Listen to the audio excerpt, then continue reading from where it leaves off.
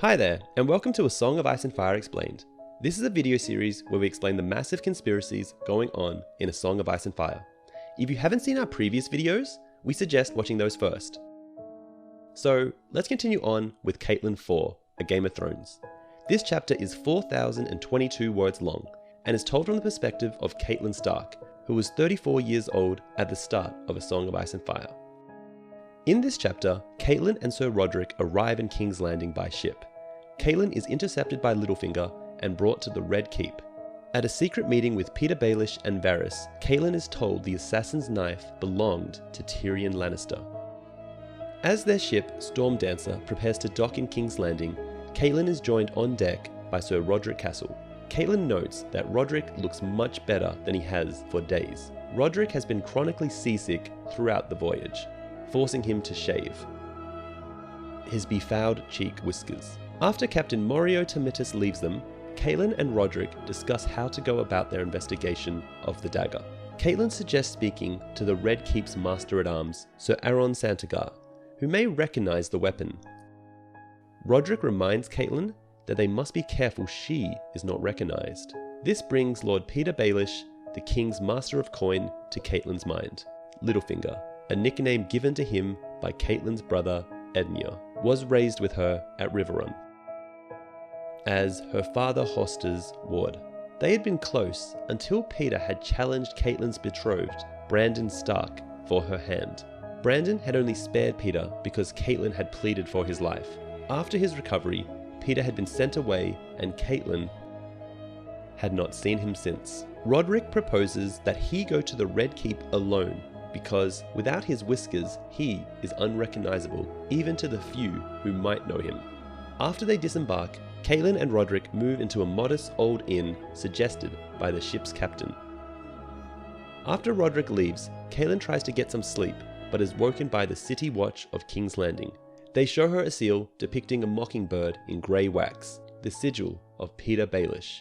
As she prepares to accompany the soldiers who don't recognize her, Catelyn wonders how Petyr knew she was in King's Landing and settles on Stormdancer's captain as the culprit. Catelyn is escorted to a tower room occupied by Petyr. When Catelyn asks how he knew she was here, Petyr replies that Varys knows everything that happens in the city. He does admit, however, that Varys does not know the reason for Catelyn's visit. Catelyn lies that she merely yearned to see her husband and daughters. Petyr does not believe this for a moment, and asks Catelyn to let him help, making her repeat the Tully words. Family, duty, honor. Before Catelyn can say any more, they are joined by Varys. After profuse courtesies, Varys asks to see the dagger. Catelyn is astonished by Varys' knowledge of things no one could possibly know, and produces the dagger for inspection. Petyr reveals that it once belonged to him until he lost it in betting on Sir Jaime Lannister in the tourney on Prince Joffrey's name day. Petyr explains that when Jaime was unhorsed by Sir Loras Tyrell, Petyr's dagger was won by Tyrion Lannister. And this is where Catelyn 4, A Game of Thrones, ends. Now, this chapter actually introduces the biggest plot hole in A Song of Ice and Fire, and that is, why didn't Tyrion do anything to Littlefinger when they both know Petyr lied about the dagger? Preston Jacobs just did a podcast on this a couple of weeks ago, so link is in the description if you want to listen.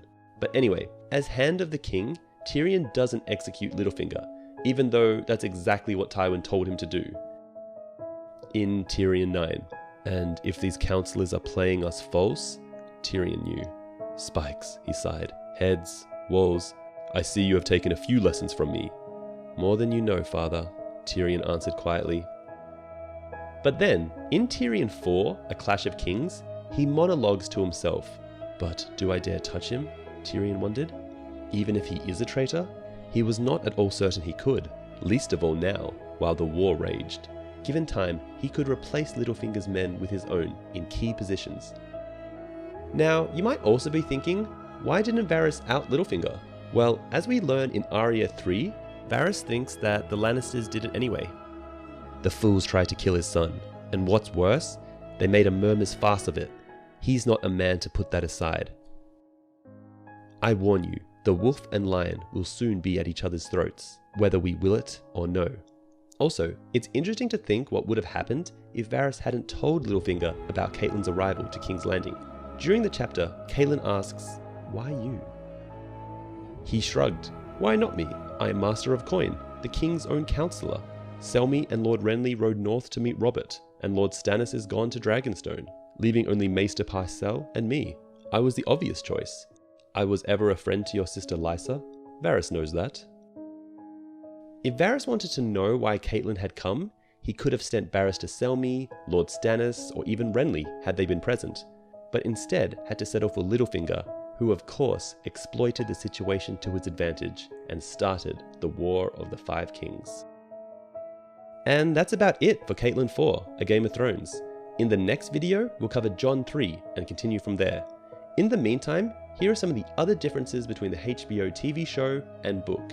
In the book, Catelyn and Sir Roderick arrive at King's Landing by ship from White Harbour. In the show, they come by riding horses on the King's Road. In the book, Catelyn and Roderick arrive before Eddard and the royal party, while in the show, they arrive afterwards. In the book, Catelyn and Roderick go to an inn, while in the show, they are both taken to a brothel that Littlefinger owns by several gold cloaks. The show gives the explanation that Catelyn would be easily noticed if she went to the Red Keep. Also, in the show, Varys claims not to know who the dagger belongs to, while in the book, Peter doesn't give Varys the chance to reveal it belongs to him. Anyway, that's it for today's episode. If you want to see more of A Song of Ice and Fire explained, please like, share, and subscribe. Also, when you get the chance, try out Fantasy Flight's A Game of Thrones board game, digital edition.